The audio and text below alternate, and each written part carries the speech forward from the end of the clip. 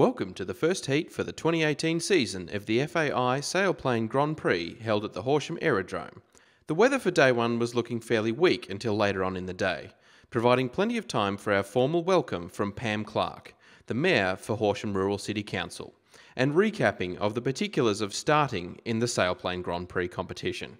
Given the recent tragic news of fatalities within the Sailplane Grand Prix and in gliding events across Australia in recent days, one of our competitors provided our pilots with a unique insight into the ways we should think as we compete and the safety factors we all strive for.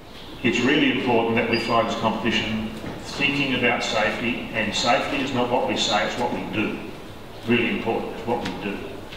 And my observation of the Grand Prix racing is the most challenging part is the starting period and the first 10 minutes or so, when there's a lot of gliders jockeying for position because you know the guy ahead of you is the guy that's beating you. My personal view is that it's the start and the initial climbs is a collegiate approach where we're all looking after our mates.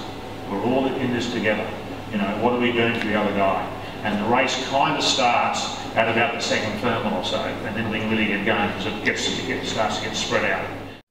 Our task today sends our pilots east to St Arnaud, north to a point just above Antwerp, and then back toward the aerodrome. So the gliding conditions today should be pretty good. We've got 5, maybe 6,000 feet of altitude above the airfield, which is pretty good. No cumulus clouds, pretty straightforward day, pretty similar to what we've been training in, most of the pilots here have been training in for the last 2 weeks. We also caught up with Jeff Brown to find out how he feels coming back after last year's win. I think I'm a little nervous over this year at the moment, Cooper.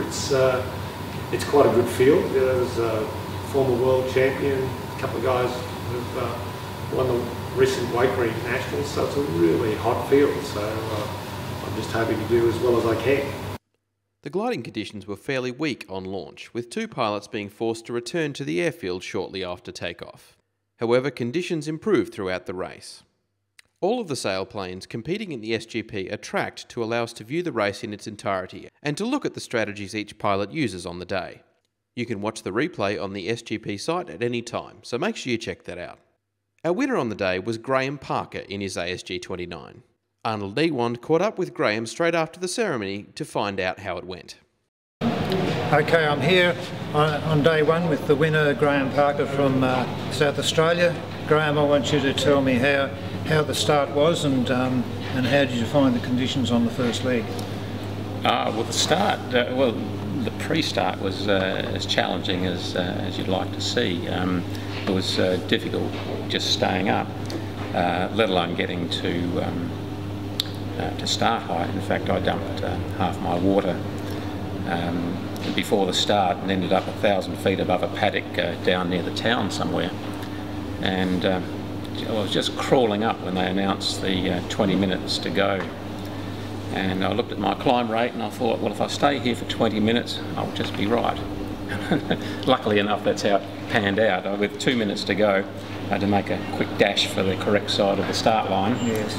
And got there, I think, with about 5 seconds to spare at about 100 feet above the start height. So I wasn't terribly damaged at the start. Probably started a couple of 100 feet too low. But you don't get penalties doing that either. No, so. That's right. No, sort of downwind first leg. Yes. You seemed to struggle a bit to find good climbs. Yeah, the climbs down the first leg were weak, but you could still make progress because the wind was way stronger than was forecast, I think. So we had a pretty much tailwind down the first leg, so even though we're only working 2-3 knot thermals, you could actually make progress.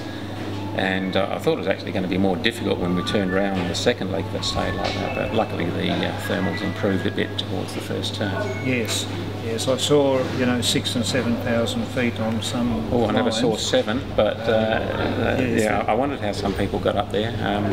Mostly I was at not much above 5 most of the day. I had one that went nearly to 6, but mostly it was 5. So thanks for watching day one's highlights, and we'll see you tomorrow for another day of great sailplane racing.